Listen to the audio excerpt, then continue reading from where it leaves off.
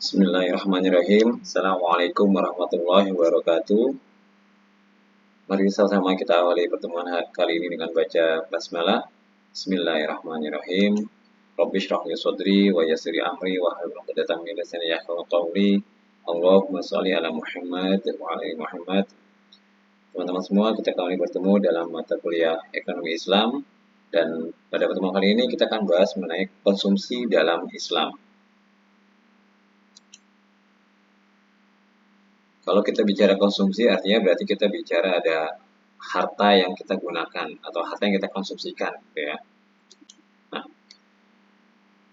harta itu merupakan sarana berkehidupan di dunia untuk mencapai akhirat.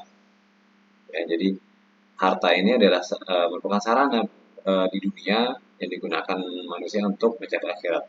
Secara fitrahnya manusia senang dengan harta. Ya, ini diakui bahwa ini adalah fitrah bahwa manusia senang dengan harta.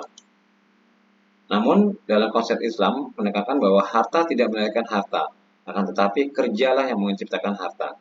Ya, jadi tidak bisa kita harta itu melahirkan harta, atau artinya ya harta ditukar dengan harta gitu ya, atau menimbun harta.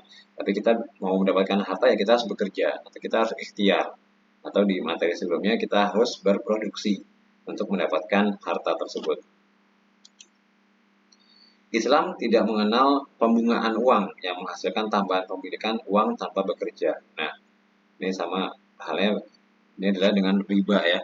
Jadi Islam itu tidak mengenal pembungaan uang, atau tidak mengenal harta tidak melahirkan harta, ya, sehingga tidak mengenal istilah riba. Allah menghalalkan jual beli tapi mengharamkan riba. Nah, dalam Islam, harta tidak melahirkan harta. Islam tidak mengenal pembungaan uang yang menghasilkan tambahan pemilikan uang tanpa bekerja. Jadi, prinsipnya seperti ini. Riba itu adalah pembungaan atau tambahan pemilikan uang yang diperoleh tanpa bekerja. Ya, makanya itu sangat diharamkan riba itu oleh Allah Subhanahu Wa Taala. Ini definisi harta dalam konsep Islam. Lalu bagaimana konsumsi dalam Islam? Bahwa konsumsi dalam Islam memiliki aspek yang mendalam dan terikat dengan ajaran-ajaran agama. Islam mengajarkan pandangan yang seimbang tentang konsumsi dengan fokus pada kepatuhan terhadap hukum Allah, etika, keadilan, dan pemeliharaan lingkungan. Konsumsi dalam Islam diartikan sebagai penggunaan terhadap komoditas yang baik dan jauh dari sesuatu yang diharamkan. Maka sudah barang tentu motivasi yang mendorong seseorang untuk melakukan aktivitas konsumsi juga harus sesuai dengan prinsip konsumsi itu sendiri. Ini ya, jadi konsumsi dalam Islam itu bisa dilihatkan sebagai penggunaan komoditas yang baik dan jauh dari sesuatu yang diharamkan. Jadi segala sesuatu atau segala komoditas yang digunakan dengan baik, ya, sesuai dengan syariat Islam, itu ya pengertian dari konsumsi, ya. Maka sudah barang tentu motivasi yang mendorong seseorang untuk melakukan aktivitas konsumsi juga harus sesuai dengan prinsip konsumsi itu sendiri, ya. Jadi ini definisi konsumsi dalam Islam. Penggunaan terhadap komoditas yang baik dan sesuai syariat Islam, itu definisi konsumsi syariat Islam kalau kita lihat secara sederhananya. Tujuannya apa? Yang jelas pertama adalah mengharap ridha Allah Subhanahu Wa Taala, lalu mewujudkan kerjasama antar anggota masyarakat dan tersedianya jaminan sosial, menumbuhkan rasa tanggung jawab individu terhadap kemakmuran diri, keluarga, dan masyarakat sebagai bagian aktivitas dan dinamisasi ekonomi, meminimalisasi pemerasan dengan menggali sumber-sumber nafkah, dan supaya negara melakukan kewajibannya terhadap warga negara yang masih miskin.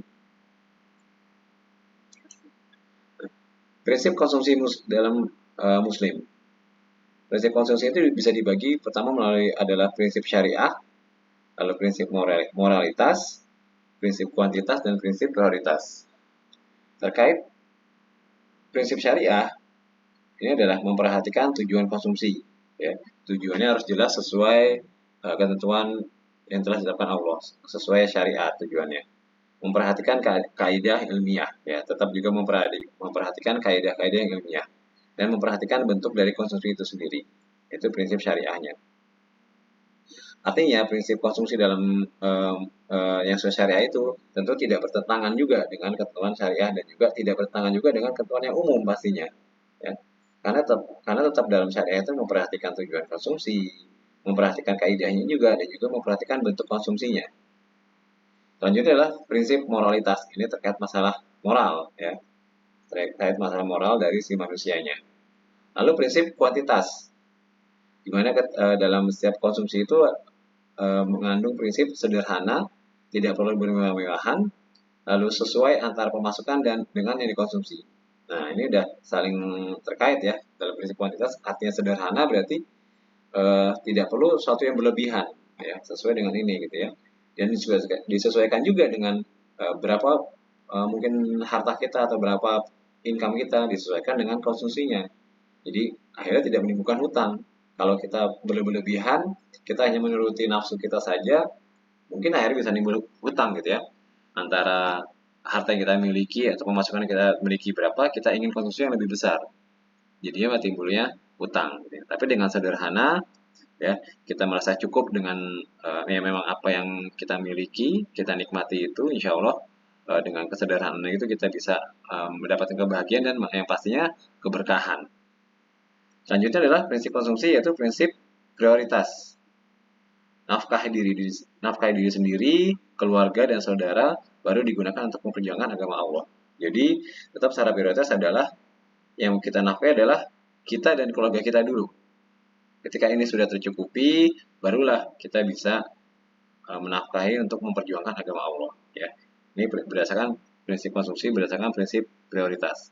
Nafkahi diri sendiri, keluarga dan saudara-saudara kita, saudara terdekat, ya, saudara kandung. Baru setelah itu kita menafkahi untuk memperjuangkan agama Allah. Ini prinsip konsumsi dalam agama Islam. Baik, demikian pertemuan untuk hari ini. Semoga bermanfaat dan menjadi amal jariah buat kita semuanya. Bisa kita amalkan baik untuk kita pribadi maupun untuk lingkungan sekitar kita.